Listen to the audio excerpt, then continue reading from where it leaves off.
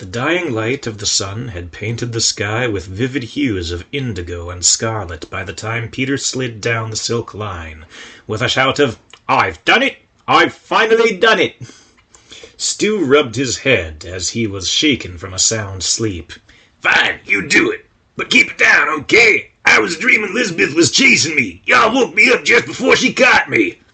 Elizabeth's nose twitched as she sat up and caught the sight of the paper bag cradled in Peter's left arm. "Is that?" "Chinese," Peter announced. "I took the liberty of dropping by the dumpster to celebrate. Gather round, friends. You'll need to keep up your strength for tonight's adventure." Monster nudged Stephen in the side, rousing his little friend from his sleep. "Get up, boy. It's time to eat." Stephen yawned, rubbing the sleep from his eyes. As he felt Monster standing, the little mouse staggered to his feet. Ben, in the meantime, swung down from the silk line, eager to try a new dish. With a great shake of his bag, Peter sent out a pile of old but high quality, by rodent standards, food tumbling out. There were strips of stir-fried chicken, beef, chunks of broccoli and baby corn, shreds of onion and peppers, all soaked in a sickly sweet sauce. "And lastly," Peter announced, "an unopened fortune cookie." As he said it, he snapped the thing in two and pulled out a strip of paper. "What's that?" Elizabeth asked. "A fortune cookie," Peter answered. "Fair eating for dessert, but the main attraction is the fortune inside. Generally a word of advice or a wise-sounding proverb." "What's this one say?" Stu asked. Peter held it up, squinting one eye as he read aloud. "Do not lose hope. The future may still be bright." Lowering the strip of paper, Peter gave a faint smile. "Rather appropriate, I say. Possibly an omen of good fortune." Elizabeth chuckled. "I didn't think you believed in omens." Peter shrugged. "I don't." It was not a particularly large meal, but it was enough. Monster wasn't especially hungry, only nibbling at a piece of chicken. Ben sampled everything, and Elizabeth struggled to control herself. One minute she had been satisfied, the next minute her stomach rumbled again and she was drawn back to the wonderful smell for another round. Stu avoided the vegetables, limiting himself to a piece of chicken and a piece of beef. Peter didn't appear to eat. Whatever he took simply vanished from one moment to the next. Stephen looked as bright and cheery as ever. He appeared to have bought into Peter's talk of good omens, and between the food and his new friend, the little mouse was a canvas of smiles. All in all, no one went unsatisfied. Except, of course, for Elizabeth, who could have eaten 100 bundles of food just like that one without getting full. "Now then," Peter announced, as the others leaned back, "my intention is as follows." At this, he spread out his map for all to see. "As you may notice, I have circled the easiest areas to search at a time. As such, we shall carry out this venture in clumps, hopping from one cluster to the next as we go." "What's this?" Elizabeth asked, pointing to a particularly large circle. "Ah, yes, I noticed a rather promising little park just east of here," Peter explained. "There were a number of fair-sized trees, ideal for building a town beneath. I suggest we begin our search there." "And if the boy's family hasn't reached paradise?" Monster asked, eyebrow raised. "Then we shall have a fine base of operations to work from, and considerable resources to work with," Peter answered.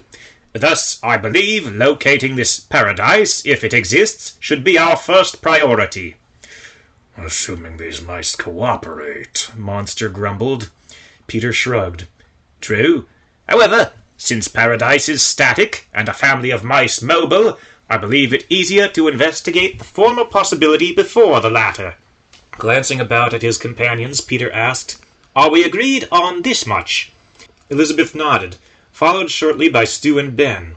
Matrix alighted on Peter's shoulder with an eager, "Uh-huh, uh-huh." Monster made no effort to hide his scowl. However, he finally gave a resigned sigh. Then let's be on with it." "Everyone, up to the ledge," Peter called. As the others climbed the rope to the scale, Peter lingered, eventually biting through one end to cut it free. As he joined his friends on the ledge, Peter then gathered up what remained, and severed the other end from the scale's front axle. Slinging the coil around his shoulders, Peter then climbed aboard. "Everyone have a fair hold," Peter called out. Each of the mice, and of course the shrew, nodded as they grabbed onto various metal handles. During his time in Fairville, where the Ferret brothers Yip and Yap maintained a trading post, and a unicycle-riding Toad patrolled as sheriff, Peter had taken the liberty of installing the handholds as a safety measure for when the scale roared down open roads at high speeds. Elizabeth was especially grateful for these now, as she looked ahead to the prospect of sailing through the sky dozens of feet off the ground. Monster, meanwhile, held on with one hand while he clung to Stephen's shoulder with the other. The little mouse was hanging on well enough, but his giant protector wasn't overly confident in the boy's foresight. Stu's jaws were clamped down over a handle in addition to his hands. Ben, however, didn't look concerned. Much like Stephen, he wore an excited grin on his face. "In that case, tally-ho!" Peter heaved back on a pair of ropes, dropping the sail and releasing a counterweight, which then raised a pair of additional beams, extending the sail even wider. And nothing happened. Monster blinked. "Well, shouldn't we be starting soon?" Peter licked his thumb and held it up, testing the wind. Elizabeth sighed in relief. I can't believe you actually considered this.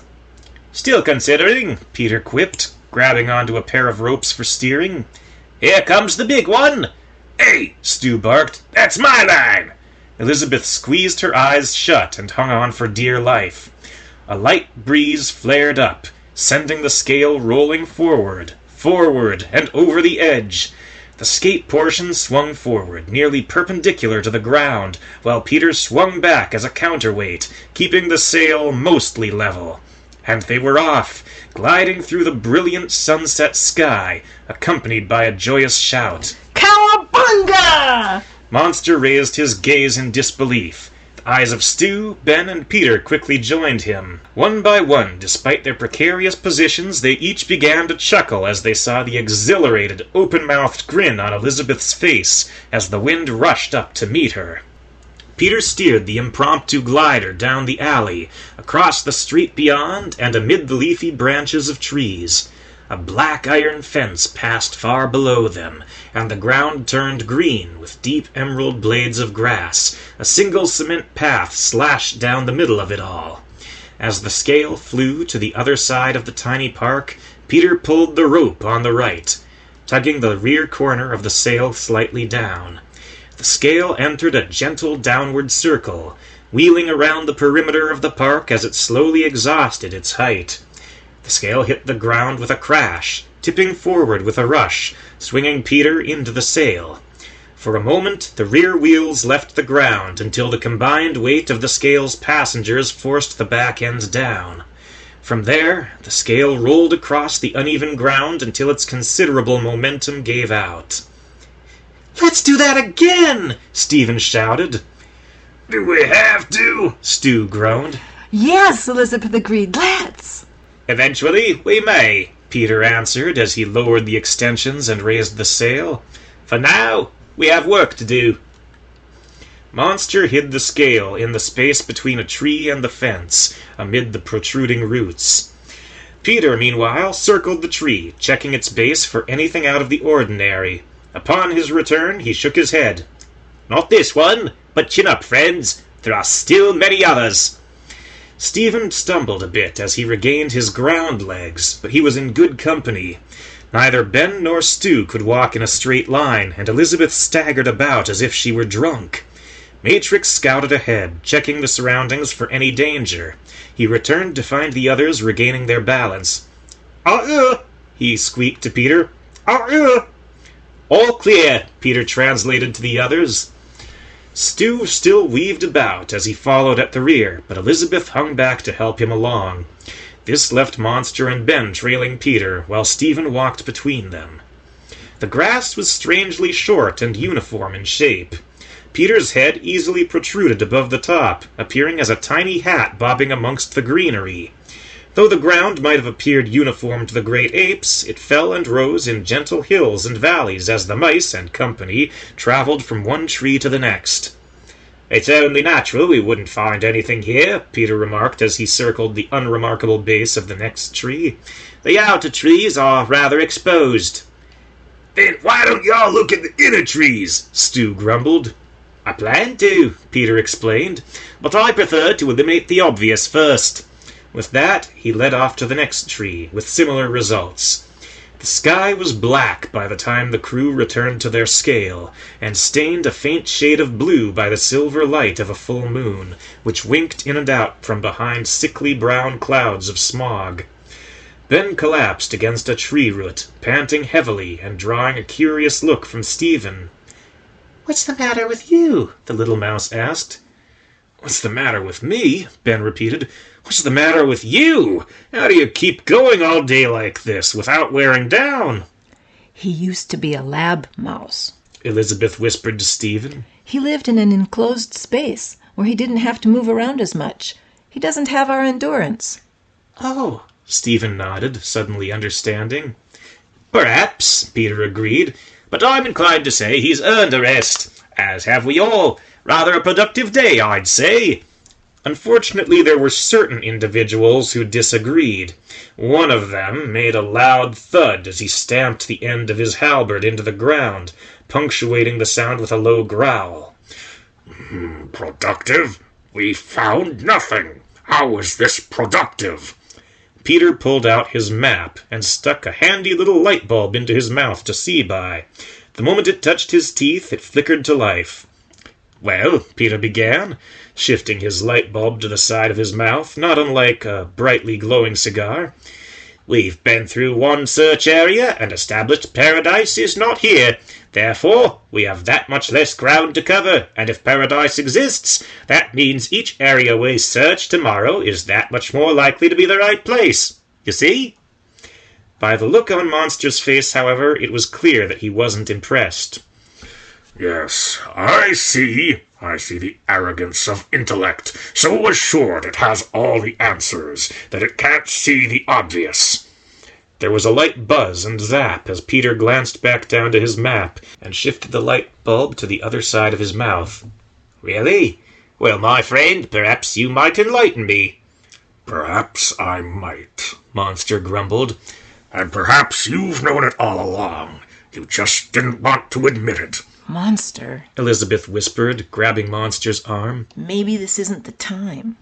Monster pulled away from her, casting a cold glance down at Elizabeth. Maybe not. And maybe it will never be the time, until we bite the bullet and face it. Elizabeth gestured as discreetly as she could manage to Stephen. Not in front of the boy. Yes, in front of the boy, Monster growled back. He is the heart of the matter, isn't he? Stephen stared up at Monster, his mouth quivering. The giant mouse's tone alone was enough to scare him. I don't understand. We'll explain in the morning, Elizabeth assured him, ushering the little mouse in the scale's direction. We'll explain now, Monster barked, darting after the two and cutting off their retreat. Elizabeth gave Monster a warning glare. This time, however, the huge mouse was not dissuaded. Your family is dead, boy, Monster stated flatly. Stephen flinched, his mouth dropping open in shock as if he had been struck. What? But paradise... There is no paradise, Monster snarled. This is it, what you see before you. Pain, death, loss.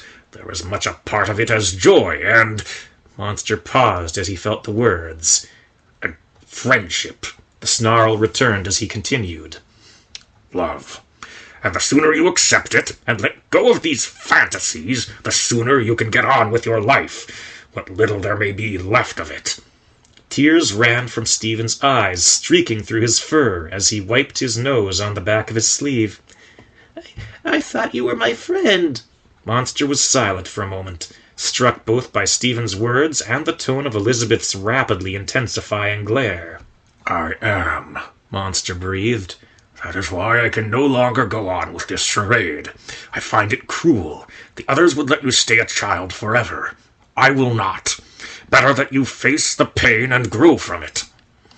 Stephen sniffed. A fire flickered into his eyes, and he wiped his tears away. Like you did? You want me to be like you? Always angry? Monster's brow furrowed. Alive and strong. Monster brandished his halberd for emphasis. Do you think I get mugged, Get my valuables stolen by street thugs? Stephen didn't answer.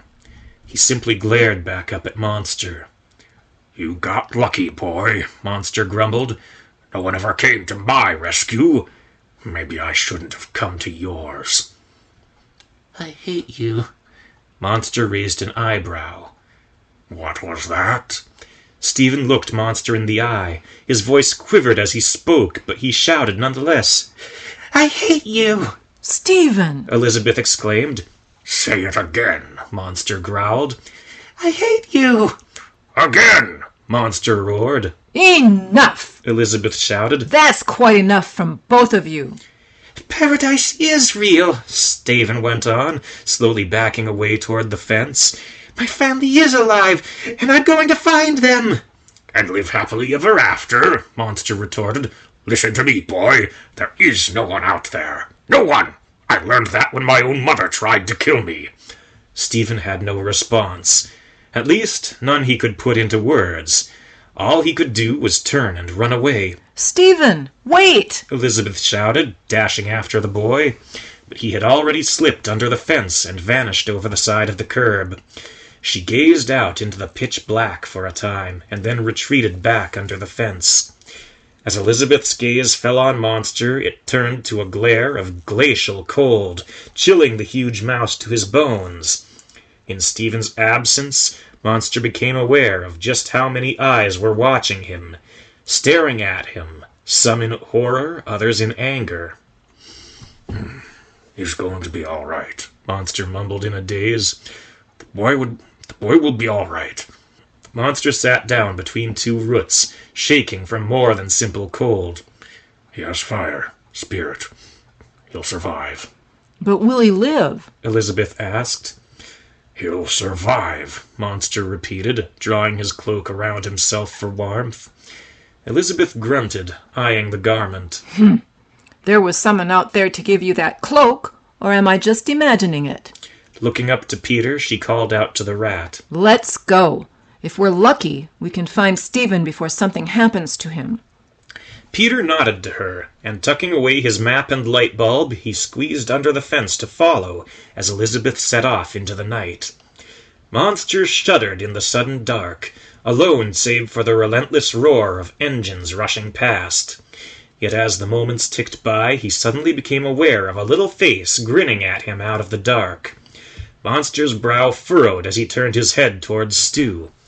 Well, what are you so happy about? Just enjoying the view, Stu chuckled. There you go about this view again, Monster growled. Baring his teeth, he snarled. What blasted view? You big dummy! Do I really have to spell it out for y'all? Monster's eyes narrowed to slits as he fingered his halberd. Indulge me. Stu hopped onto a root so that he was eye level with Monster and stared down the huge mouse.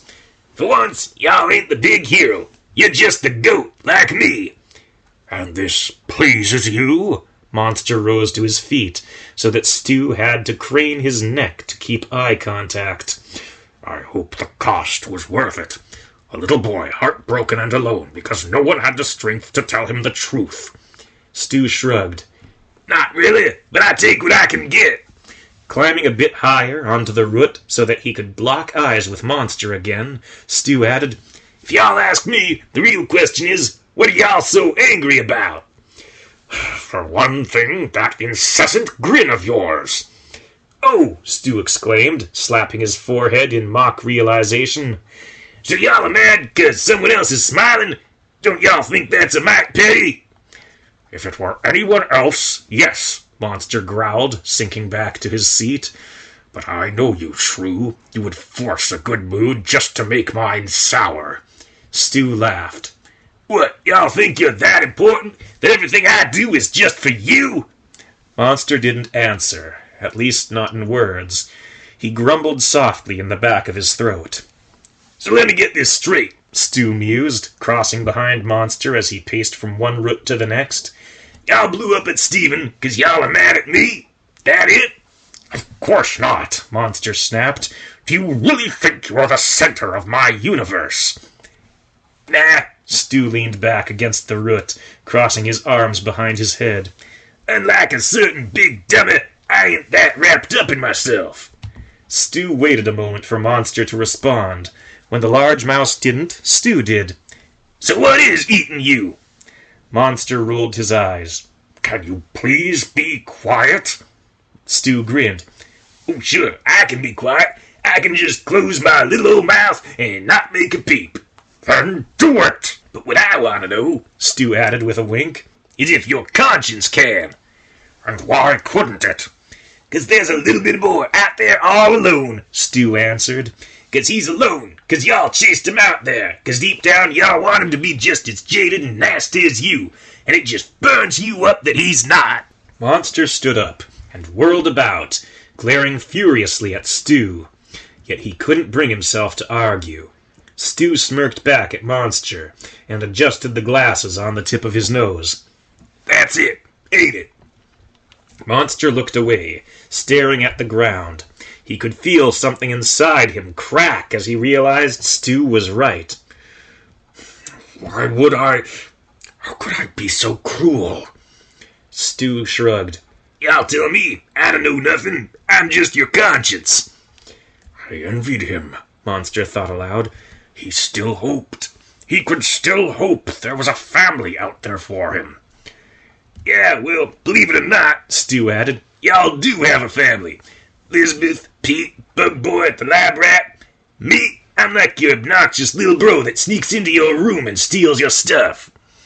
Monster's brow furrowed, and he cast his gaze beyond the fence. So, what y'all gonna do now? I'm going to find him, Monster answered. And we're going to find paradise. Yeah, real nice and noble and all, Stu muttered. But Elizabeth and Pete are already looking for him. What can y'all do that they can't? Monster cast a final glare Stu's way. Then, without a word, he seized up his halberd, bent low towards the ground, and began nosing about. He picked up Stephen's scent almost immediately, and followed it, inch by inch, through the dirt, under the fence, and across the sidewalk beyond. Stu raised a curious eyebrow and scampered after the huge mouse, eager to see what might happen. The trail led over the side of the curb. Monster dropped down with a low thud, followed by a grunt as Stu landed squarely on his head. Monster sighed in annoyance. Don't slow me down. Go back to the scale now. Stu hopped to his feet, dusting himself off. Nah, I can't get back up on my own. Like it or not, y'all are stuck with me. Monster growled, but said nothing more. He raised his head, watching as a steady rush of machines coursed up and down the road. Monster watched and waited for an opening. The moment one presented itself, he rushed forward, nose to the ground, weaving back and forth as he followed Stephen's lingering scent. Hey, Stu shouted. Don't you think y'all should, well, keep your eyes up?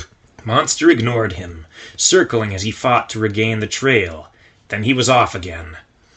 Hey, wait! Stu shouted as a pair of sunlight globes appeared on the horizon. He seized hold of Monster's tail and heaved backwards. It wasn't enough to stop the giant mouse, but it was enough to get his attention. Monster stood up and turned back to see what the shrew was up to. In that moment, a titanic mass of pipes and metal roared overhead, and a hill-sized tire grazed the tips of Monster's whiskers. Is that all? Monster grumbled. What do y'all mean, is that all? Stu exclaimed. I just saved your life, you big dummy! Monster wrinkled his nose at the suggestion. Thank you. Now let go of my tail. Stu reflexively obeyed. 2 more globes caught the duo in their glare, and a steady procession of the great machines flashed overhead. Y'all think the little fella really made it through here? Stu whimpered. Monster lowered his nose to the ground and crawled forward several inches. In a flash, he vanished behind a rush of tires, drawing a terrified squeak from Stu. When they were gone, however, the huge mouse remained, quite unharmed. I have no doubt of it. Stu's heart pounded in a panic as he rushed after Monster. The huge mouse did not make a direct line across the road, instead weaving to and fro, and occasionally backtracking, utterly oblivious to every howl of every great engine. Stu, however, was keenly aware of everything, and he yelped in fright at every near miss. If this is too much for you, Monster grumbled, you can still go back. Stu gulped, glancing the way they had come, and then ahead. We're almost there. A rush of machines, however, sent Stu scurrying for the other side of the road. Monster just grunted and went about his business. Stu covered his eyes as he huddled by the curb, unable to watch as Monster continued sniffing at the ground, obliviously missing so many certain deaths that Stu was convinced there had to be an angel or a god or perhaps just a bored writer watching over the huge mouse. Shrew, over here! It was with great relief that Stu opened his eyes to find Monster finally out of traffic. For once, he didn't mind being called Shrew. With a heavy sigh, Stu crawled after Monster. Well, we climbing this thing or what? Stu asked, motioning to the curb. Monster shook his head. The trail continues, down here. What, in the gutter? Monster nodded. It's low and out of sight. It's what I would have chosen at his age, and his scent is still strong here. Stu sniffed at the ground. I don't smell nothing. Monster's brow furrowed. Of course not, Shrew. You're not a hunter. Stu set his hands on his hips with a frown. Well, excuse me, Mr. Mighty Hunter. How do y'all think I fed myself before I met you and Elizabeth? Soil is full of nutrients, Monster mumbled, turning away. Slugs, you big dummy! Stu shouted after him. Slugs and worms. I tracked them through dirt and hunted them down all by my lonesome. Monster grunted irritably. Indeed, and I expect you have a great many exciting tales to tell of the mighty battles you had. Those slugs are almost solid muscle, fella, Stu retorted. Monster gestured for Stu to be silent as he raised an ear to the air. Y'all ever seen a cornered slug? Those critters can get nasty. Quiet, Monster growled. Listen. Stu began to argue, but no sooner did he open his mouth than he heard it. Very faint at first, but sure. There came a soft echo of weeping. Monster set off to find it, Stu scampering in his wake. Not far away, there was a broad opening in the side of the curb, a storm drain, for water in the street to flow directly into the sewers. It stank of sewage and wild rats, yet as Monster peered inside, covering his nose, he spotted a tiny, familiar form sitting at the end of the grate, back turned to the outside world, feet hanging over the edge, and his head hung in despair. Stephen? Monster whispered. Stephen lifted his head, glancing in Monster's direction. His eyes gazed out from behind a watery veil, and he held the open locket in his hands. Monster's stone heart melted into clay in an instant. Stephen, I'm sorry. Stephen looked away, blinking the tears from his eyes. Why, you're right. They're all dead. Monster gingerly picked his way across the grate as he ventured further into the drain. We don't know that. Yeah, we do, Stephen whimpered. They would have found me if they got away. Maybe, Monster conceded. He crouched down beside Stephen and set a large hand on the boy's shoulder. Maybe not. It's easy to lose sight of things in a struggle. There's no paradise either, is there? Stephen went on. Dad lied. He just wanted us to feel better when Alec died. Monster's gaze drifted to the eldest boy in the locket's picture.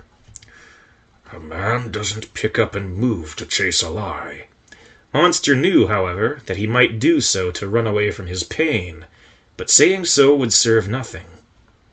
I'm scared, Monster. I know, Stephen. I know. Stephen looked up at Monster, desperate. What do I do? Monster sighed. If Elizabeth were here, she would say not to give up hope. If Peter were here, he would say follow the facts and see where they lead.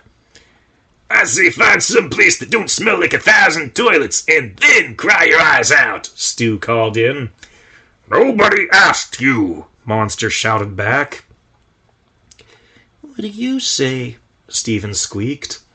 Monster looked back down at Stephen. His brows sagged as he sighed.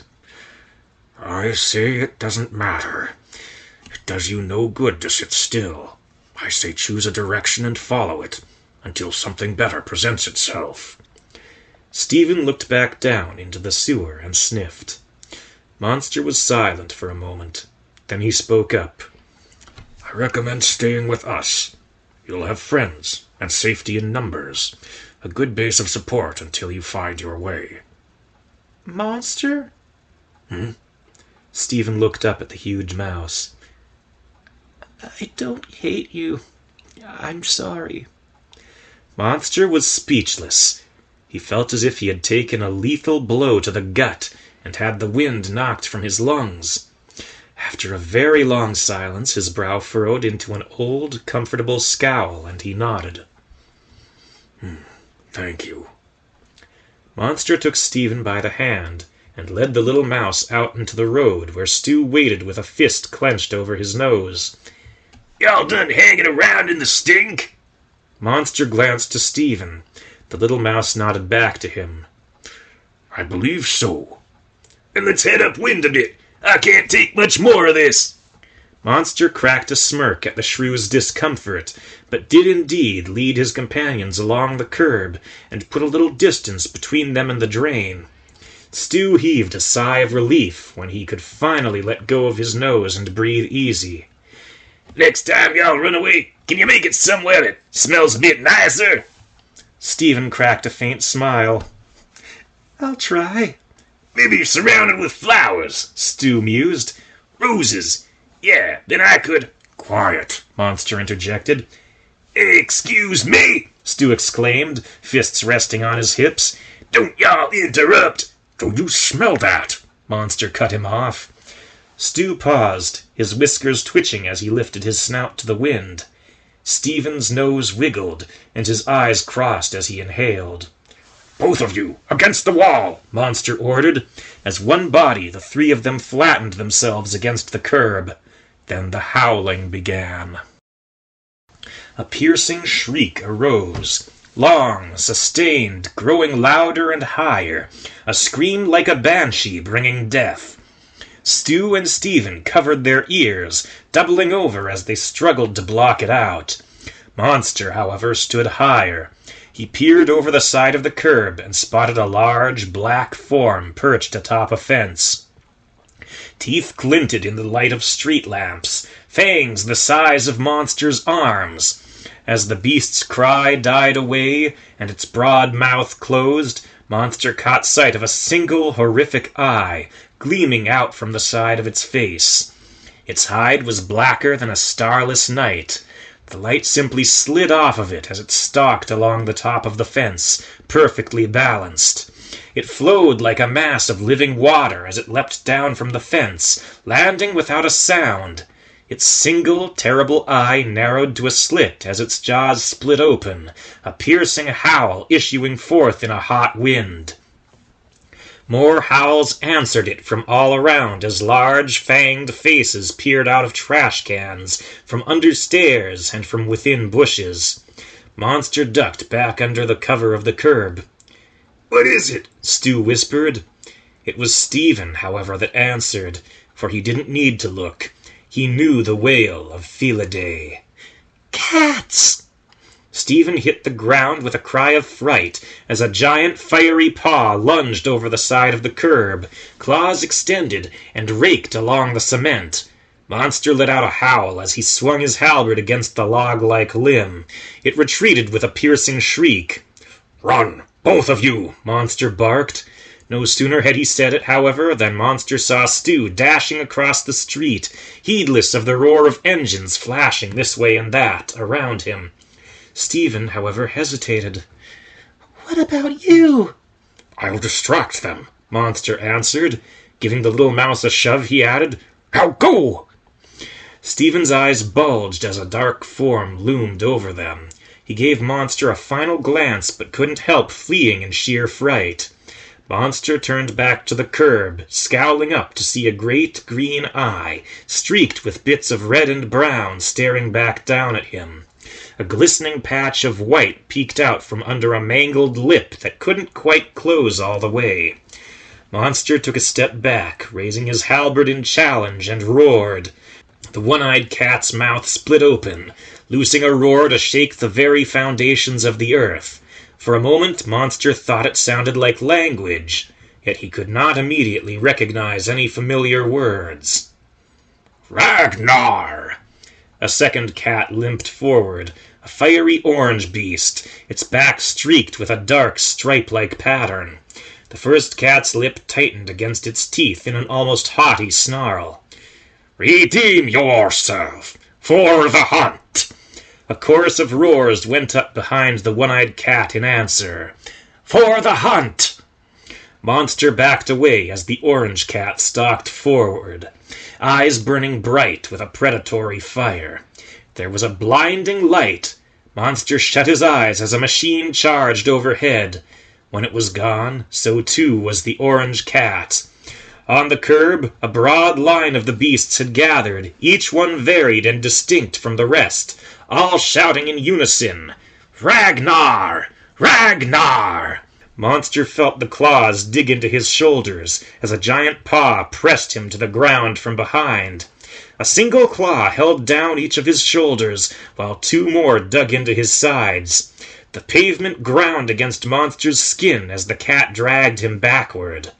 Monster fought, of course, biting at whatever his mouth could reach, but the claws were long, and the cat's flesh beyond Monster's grasp. Then, just as quickly, he was free. Monster lunged for his halberd, only for the cat's paw to rush forward again, snapping down against Monster's back and dragging him away from his weapon once more. A moment later he was in motion, tossed aside by the cat's paw, sent sailing through the air to tumble and skid across the ground. Monster landed on his back, head spinning as the sounds of feline howls echoed in his ears. Rolling onto his stomach, he forced his legs under himself, remaining crouched as he set his gaze on his adversary. The cat's paw darted forward, batting at the empty ground in a series of feints. Monster stood firm, just out of striking distance, legs coiling beneath him as he prepared to spring. Opportunity arrived in the form of a pair of blinding headlights. The cat glanced over his shoulder just in time to see the machine bearing down on them. He ducked low to the ground, narrowly avoiding the grinning metal grill at the forefront. In that moment, Monster charged, darting past the cat on his blind side, and seized up his halberd. "Behind you, Ragnar!" another cat shouted. "He's behind you!" The cat was silenced with a cold, one-eyed glare from their leader. "This is Ragnar's battle. Let him fight it." Very cautiously, Monster inched to his left, towards the middle of the road. The fiery feline mirrored his motions, eyes shining with the reflected light of another oncoming machine. A mass of rubber grazed Monster's shoulder, sending him spinning to the ground. In an instant the cat was on him, leaping into the night sky and coming down claws first. Monster took a swipe with his halberd, attempting to deflect the incoming paws.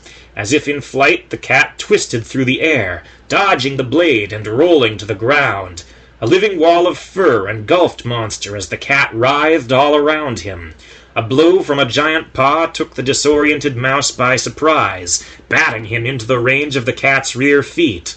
A sharp, clawed kick tore into Monster's side and sent him skidding back towards the curb. As Monster dragged himself back to his feet, the cat likewise rolled upright, settling into a low crouch. Monster turned aside, keeping his gaze fixed on the cat, and extending his halberd one-handed in the opposite direction. He silently gestured to the cat, challenging it to strike. A bright light caught its attention, however, and it dropped low to the ground as a machine flashed by with a roar. Monster charged, swinging his halberd forward from the right. The cat looked back in Monster's direction just in time to see the giant blade come smashing into its teeth. A terrifying shriek split the air as the cat's fangs shattered, sending a shower of ivory shards flying. Monster continued past, skidding to a stop and whirling about to face the cat from the other side. As it turns to confront him, Monster continued backing away. A blinding light heralded the arrival of another machine. The cat crouched low, and Monster leapt backwards as the tires rolled past.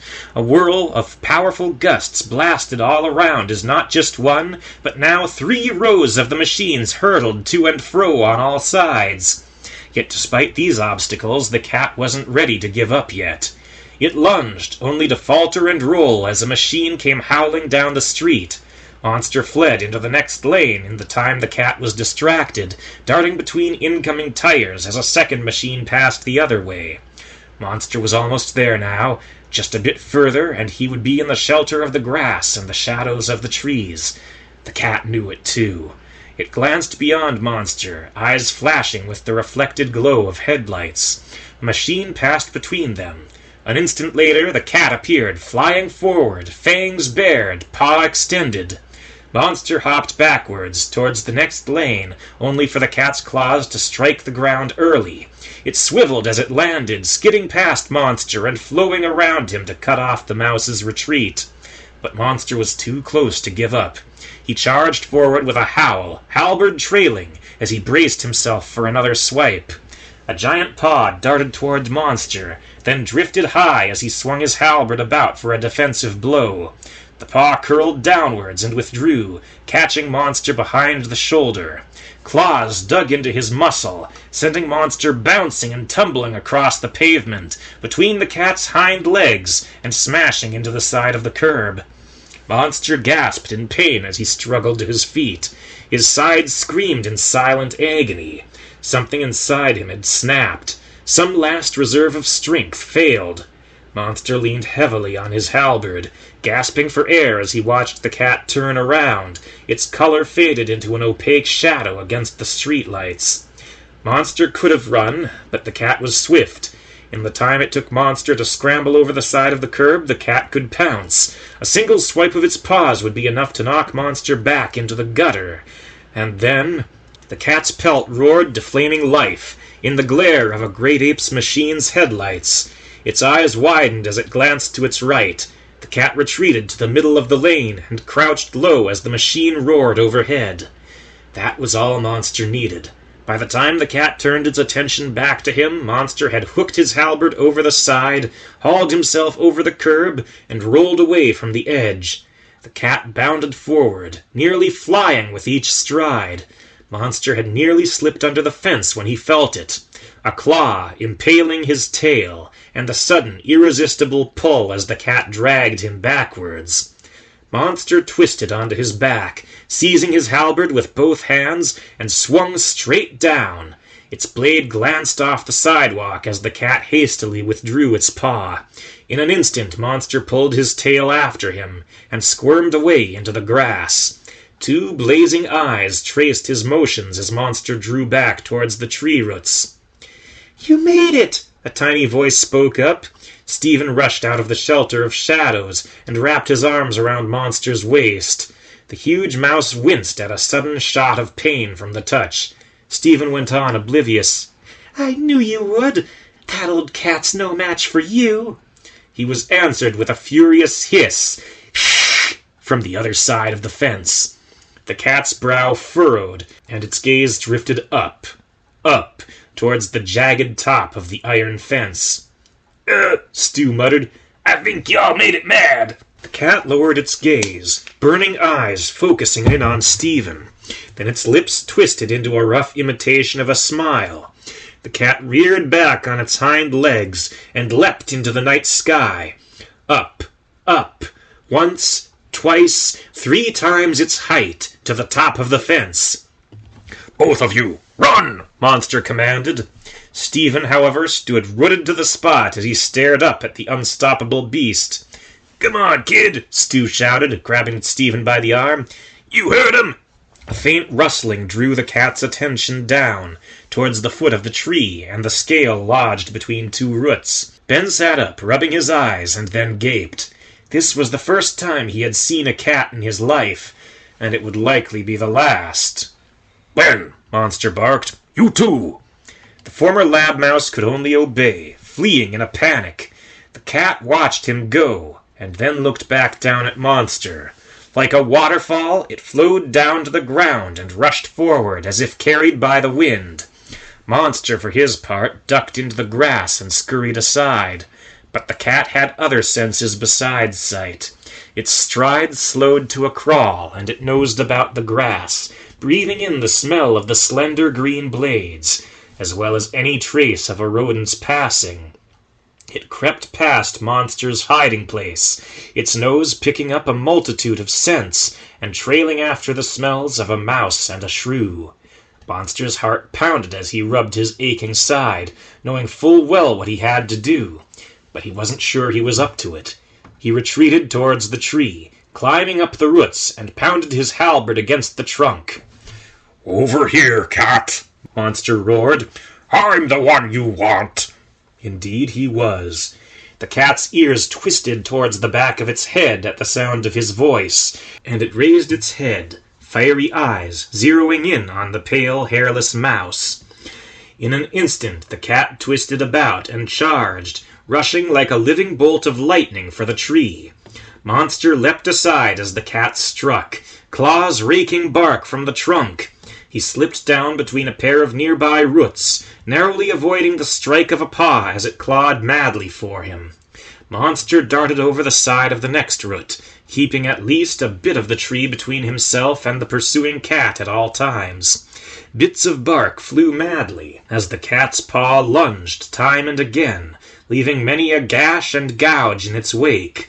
The scale was sent flying, its mast snapping clean off as it crashed into the fence. The cat slowed for a moment as it squeezed between the fence and the tree, giving Monster time to disappear around the side of the trunk. From there he vanished into the grass, skin tingling with an unearthly chill as the cry of the cat wailed after him. He kept low to the ground, not daring to raise his head for fear it might be seen. But Monster knew now how the cat hunted by smell. It would be slow, if only for a time, while Monster caught up with the others. But what about Ben? Monster gulped. He hadn't seen the direction Ben took. The big mouse chanced to peek over the top of the grass. There was the cat, right on his trail, but its eyes were focused on the ground. Monster crouched down, taking a deep breath. So, Ben was safe. For now. Stephen and Stu's trail led to a large tree at the center of the park. Monster remembered it. During the prior day's search, Peter had considered this tree especially promising and spent a great deal of time poking about its roots. It was also very exposed. Monster stopped at the edge of the grass, staring up, scanning the bare ground where Stephen and Stu's trail ended.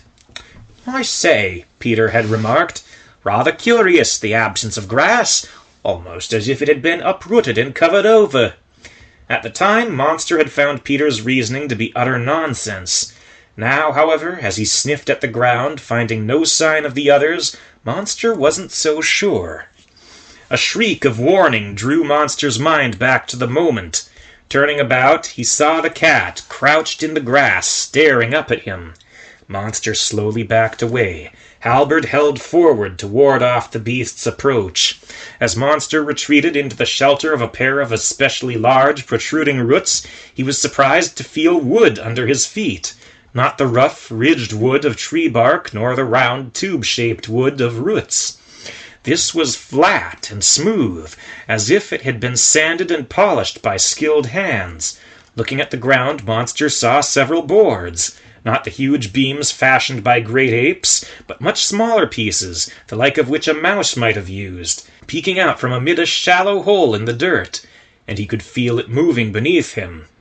The cat leapt, lunging for what should have been a killing blow, just as the door, for it was indeed a door, swung inwards, and Monster tumbled down the tunnel below. The cat's claws raked against wood and dirt, but found no flesh to dig into. A giant fiery eye peered down the tunnel. The cat gave a final hiss, and then vanished from sight. In the ensuing silence, Monster gasped, groaning as the pain came roaring back.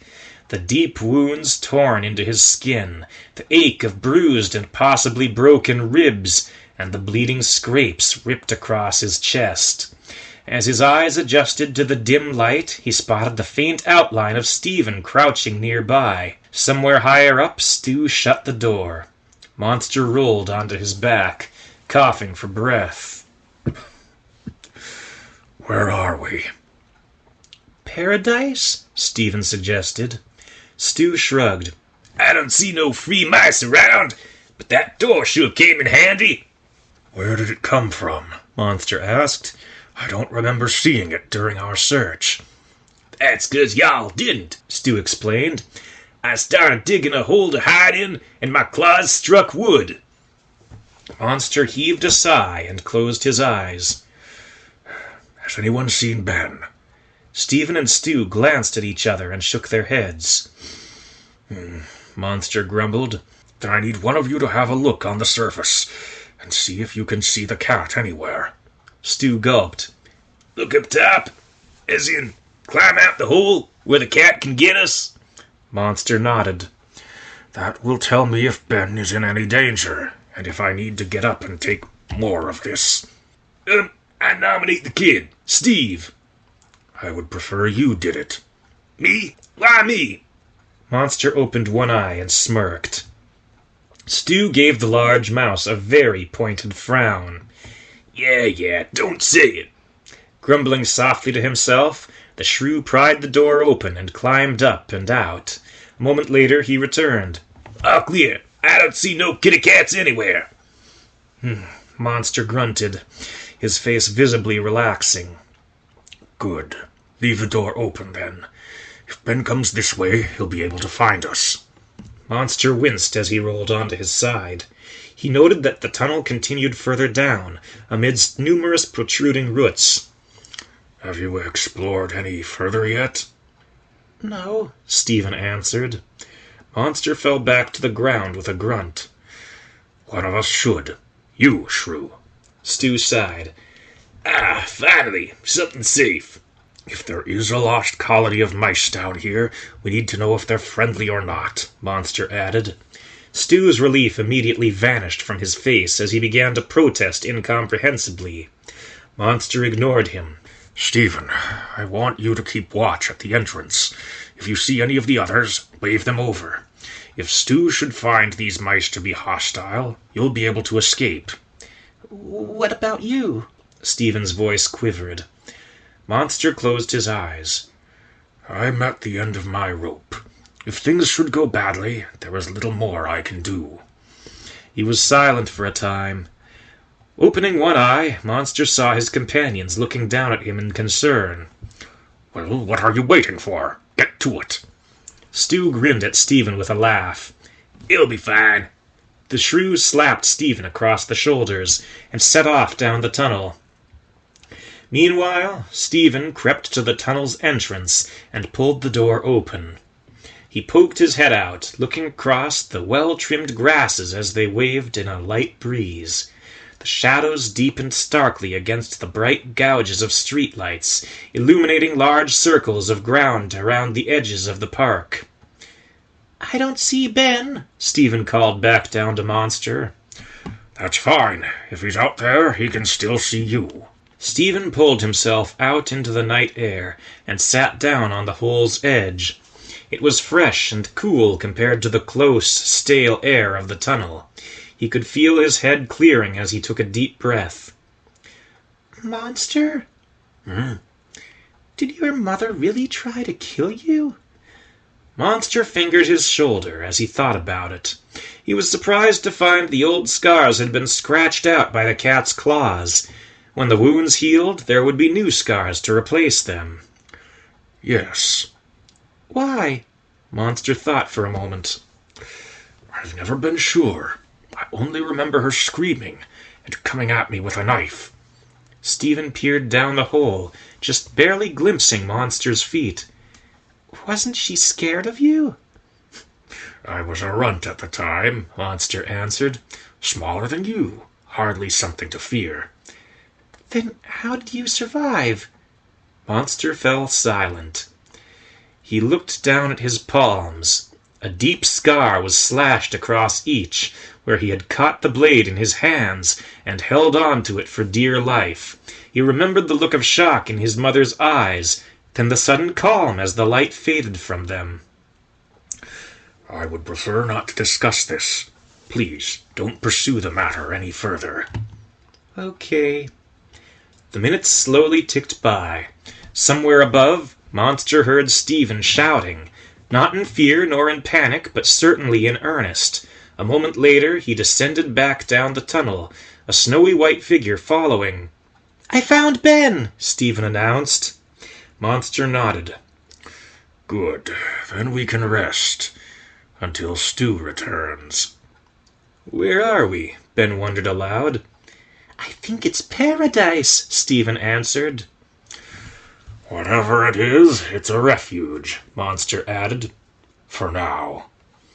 As the world fell quiet and still, Monster slipped away into a deep, dark sleep. The pain of his wounds faded into oblivion, and neither dreams nor memories returned to torment him. Given the presence of mind, he might have wondered if this were death. His thoughts, however, were as still as his body. Monster awoke to the sense of spices and the sensation of linen clinging to his dried wounds. He heard voices nearby, albeit muffled. As he opened his eyes, he found himself in a small room, lit by a single weak candle. He had been laid out on a tightly stretched cot, and covered in thin but warm blankets. As Monster sat up, he felt his skin straining and splitting. He winced as he felt the touch of bandages against his reopening wounds. Finally awake? Monster's eyes flicked to the wall, just to his right. He hadn't seen the strange mouse standing there, but between the mouse's voice and his motions as he bent towards the candle and lit up a cigar, Monster could make him out now. In the faint glow, Monster could make out deep, dark rings under the mouse's eyes, and an expression that bordered on a leer. "Where am I?" The mouse took a deep draw on his cigar, and breathed out a cloud of smoke as he sighed. "You're in paradise, Mac." Monster's brow furrowed in suspicion. He wasn't fond of the mouse's tone. "My name isn't Mac." Yeah, Monster. I know, Pally. Relax." Monster grunted in annoyance. "And who might you be?" "Jack Lewis. But you can call me Louie. I'm kinda in charge around here." The mouse extended a hand in greeting. Monster didn't take it. "Okay, Mac, I get it. You've been through a ringer, and you don't know who to trust. I'm an old surface man myself. Used to run with Vincetti's boys. I've seen it all." "Really?" Monster grumbled. "When the big cheese died, which side did you take?" Louis blinked. "The big cheese is dead?" He paused a moment, and then shrugged. "Guess I missed that. I tumbled down here in the last fall. Never looked back." "Then you know about us?" Louis nodded. "You, the lady, and the rest of the crew. Never thought you guys would pass through here again." Monster snorted, looking down at the floor. Lifting his gaze to lock eyes with Louis, he asked, "Have you seen the others?" Louis nodded. "Yeah, sent a few gatherers out to find him, about an hour ago. Your little friend really came through for you." "Stephen?" "Nah, the other guy. Stu the Shrew." Monster grunted. "He isn't my friend." Louis chuckled. "He pulled a great act then. He sounded real scared for you." Monster fell silent. Stu, concerned for him? It just didn't sound right. "Can you stand, Mac?" Monster glared up at Louis. "Of course I can stand." Yet as he slid out of the cot, he felt his legs wobbling horribly. Louis shrugged. "Okay, I'll buy that." Monster growled softly at the indignity of it. "Where are the others?" "Waiting for you, Pally," Louis answered. He motioned for Monster to follow, and stepped towards a rough curtain hanging from the far end of the room. "This way." Monster's joints screamed in pain. Every muscle in his body protested as he forced them into motion. His limbs were stiff and rigid, his very skin itching and stretching in awkward directions as he staggered after Louis. The strange mouse led him down a short, narrow tunnel, just a little faster than Monster was comfortable with. Somewhere ahead, Monster saw a bright light and heard the sounds of a pair of hands clapping. Then he heard Louis's voice. "Ladies and gents, I got good news. The man you've been waiting for is awake." Monster grew still. The man they had been waiting for? So let's have a warm greeting for the man of the hour, Jerry Marsh, or as you know him, Monster. Monster squinted as he emerged into a large, bright chamber. His ears rang with the sounds of cheers and applause. As his eyes adjusted to the light, Monster found himself standing before a long, broad table, fashioned from what appeared to be an old pencil case. Laying out upon it was a feast like something out of Elizabeth's dream of wizards, knights, and princesses. Various breads, fruits, and bits of aged meat. It appeared fairly picked over, and the mice gathered around it quite satisfied. A number of mice Monster didn't recognize eagerly approached him, the men shaking his hands, the women hugging him and kissing him on the cheek. He was bombarded with so many words of thanks and praise, he wondered for a moment if it was all real. "Hey, Monster, over here!" Monster spotted Stephen waving to him from the far end of the table. On the boy's right sat Elizabeth, Stu, and Matrix, with towering Peter leaning against the wall behind them. On the boy's left sat 3 mice that Monster recognized as Stephen's father, mother, and surviving brother. Monster gruffly excused himself from his inexplicable crowd of admirers and took a seat between Elizabeth and Stephen. "Mr. Marsh," Stephen's father spoke. "I prefer Monster." "Yes, that's what they tell me. You wouldn't know me. Wayne Kyle." "The boy's father, yes." Wayne's face broke into a warm, genuine smile. "That's right. I can't tell you how grateful we are to have him back. I couldn't have lived with losing another son." Stephen's mother held up a needle and thread in one hand and a deep green cloth in the other. "I hope this can begin to repay you. It was torn to shreds when Louis found you." "My cloak?" Monster stammered. "Of course, it means a great deal to me."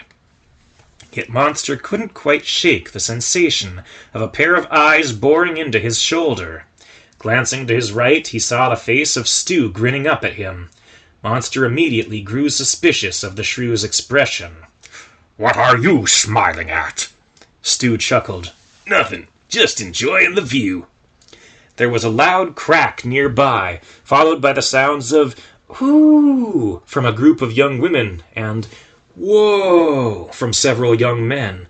Monster twisted around in his seat to see the youngsters gathered around Ben, a splintered block of wood at his feet. "Get another one of the girls shouted. "Get another one!" A young man then pulled up a small wooden bench. "Here it is. Do it again." Ben nodded to him and then drove his face into the bench with another loud crack. It split in two and fell in on itself. Monster looked back to Elizabeth, his mouth agape. She simply shrugged with a light chuckle. Ben seems to like it here. Monster closed his mouth, brow furrowing as he eyed the table, and then his surroundings. Memories of Matthias and Jormungandr and the seemingly idyllic commune they ruled swelled to the forefront of his mind. "There isn't a snake about, is there?" No, actually, Elizabeth answered. Apparently this city was built from the tunnels of an old groundhog. "Yeah," the voice of Louis confirmed as he sauntered up behind them. "Old Elijah. He sleeps at the bottom of the city." Louis brings him food now and then, Elizabeth added. Monster cast a suspicious glance up at Louis as he recalled the sacrifices offered to the serpent Jormungandr. "What kind of food?" "Bit of whatever we scavenge," Louis answered simply. Glancing to Elizabeth, Monster asked, "Have you seen this groundhog with your own eyes?" "I have," Peter offered. Rather an agreeable fellow, I say." Monster looked down at Stephen. The boy answered with a faltering, hopeful smile. At last Monster nodded his approval. "So, there really is a paradise." "'Tis a place for you if you want it," Louis offered. "The city's a tough place. We could use a guy like you." "Can you stay?" Stephen exclaimed. Monster glanced to Elizabeth. "Can we?" Elizabeth blushed as she suddenly felt a multitude of eyes focusing on her. Well, can we talk about this later? Monster looked up at Louis. "I'll consider it." Louis gave the big mouse a friendly slap on the back. "I'll give you the night to sleep on it. How's that?" "Acceptable." The banquet stretched on into the night. Many voices asked Monster over and over to recount his battle with the cat, and once they grew weary of questioning Monster over that story, there came requests for more. Monster answered as best he could, often looking to his companions for help in the retellings. The results varied. One moment the crew would be working together in a tense situation, and the next Stu would come bursting in like a pint-sized Deus Ex Machina to save the day. The first mice to leave were Stephen's family, as the little mouse began to yawn and nod off. A few drifted off here and there over the course of the next hours, leaving a slowly shrinking group behind. More than once Monster wished they would just go and leave him in peace to sleep. But there was also a part of him that enjoyed this moment of adulation. As Elizabeth grew tired and her resistance wore down, she found herself chewing on a crust of bread, then a scrap of meat, then a crumb of cheese, around and around. She likely would have kept on going until she was ready to burst, had Peter not tapped her on the shoulder after the fourth round and shook his head in warning. Stu chuckled often as he savored the moments just before he interrupted Monster's stories to recast himself as the great black savior. Matrix, growing annoyed at the shrew's self-exaltation, took to hiding under the table and then jumping out at Stu to shock him into momentary silence. Eventually, the last of the mice drifted away to their respective dwellings, leaving Elizabeth and her friends in a strange new silence. Before leaving through the main opening to the banquet hall, Louis turned back and gestured towards the various smaller openings leading away from the chamber. "We prepared places for all of you. Just flop down where you like, and I'll see yous in the morning." Elizabeth, Ben, Peter, and Matrix waved back to Louis as he left. Monster simply nodded back, and Stu, having fallen asleep in his seat, snored his farewell. Elizabeth sighed, giving each of her friends a wistful smile. I like it here. This is a nice place. "I sense a butt coming," Peter remarked. Elizabeth nodded. I haven't been able to stop thinking. Wondering, really. What were the chances that Stephen's family was still alive? "Slim," Monster grunted. "Infinitesimal," Peter agreed. And here they were, waiting for him. Elizabeth mused. It made me think of your brother, Peter, and of our dream. Peter's brow furrowed at the mention of Remus, who was now known as the sadistic Dr. Chuckles. "Indeed, I may want to consider moving on soon. Pity, I've grown fond of your company." Glancing to Monster, then Stu, and finally Ben, he added, "All of you." Elizabeth nodded. I don't think I can stay here either. You thought your brother was dead, right? Peter nodded. Then we dreamed of him, and a few months later he turned up quite alive. Elizabeth went on. So, who else was in the dream? Ganov Fidolensky, Peter suggested. Farrago? Aside from them. "Dawn," Monster spoke up. And Will and Chrissy? Elizabeth added. For so long I was sure they were dead. But ever since that night I've had this growing feeling. I tried to ignore it. It was ridiculous, really. But now we find a family who should be dead, alive and safe in a place that shouldn't exist. "You think he's still out there somewhere?" Monster guessed. Elizabeth nodded. If there's even a chance, I have to take it. I don't know if I'll ever find him. I only know that if I don't try, I'll regret it for the rest of my life. Looking up at Peter, she concluded. So if you want to leave in the morning, I'm coming with you. Peter was silent for a time. Then finally he nodded. If you insist, Bess. I'm coming too, Monster whispered. You were my hero. You were kind when the world was cruel. Where you go, I go. Monster! Elizabeth exclaimed. But no, you've made friends here. This is your home now. I can't let you throw that away. Try and stop me, Monster grumbled. "Eeyore!" Matrix squeaked, scuttling up Peter's back and taking a perch on the rat's shoulder. "Eeyore!" Stu mumbled something in his sleep. Do you think he just agreed with us? Monster asked. Peter scratched his head. "Perhaps. I say we ask him in the morning." Elizabeth glanced to Ben. What about you? Are you coming with us? Ben shifted his weight uneasily. At last he shook his head. "I think I'll stay. I like it here. People are nice. It's what I've been waiting for." The former lab mouse blushed. "But I'll always keep a place warm for you if you ever come back." Now it was Elizabeth's turn to blush. Why, thank you. "I say, then, perhaps we should be off to bed," Peter broke in. "If it goes as it appears it will go, we shall need a good night's rest." Thus it was agreed. Ben carried Stu to his bunk and fell asleep on the bunk underneath. Monster slunk back to the chamber he had awakened in, where he collapsed gratefully onto his cot. Peter and Elizabeth disappeared down 2 other passages and were not seen again until morning. Monster slept peacefully that night. His childhood tormentors were nowhere to be seen in his dreams, nor did he hear his mother wailing or see the flash of her knife. Somewhere far away a cat howled, but there were several feet of earth between it and Monster. He saw Stephen waving to him from the far side of a banquet table, finally reunited with his family. He saw Elizabeth donning her cloak and strapping a mouse-sized longsword across her back as she prepared for a new day's journey. Peter raised the scale's mast, and its sail billowed out, full with a strong wind. Monster and Stu rose to join them, eyes facing forward, to an uncertain yet strangely bright future.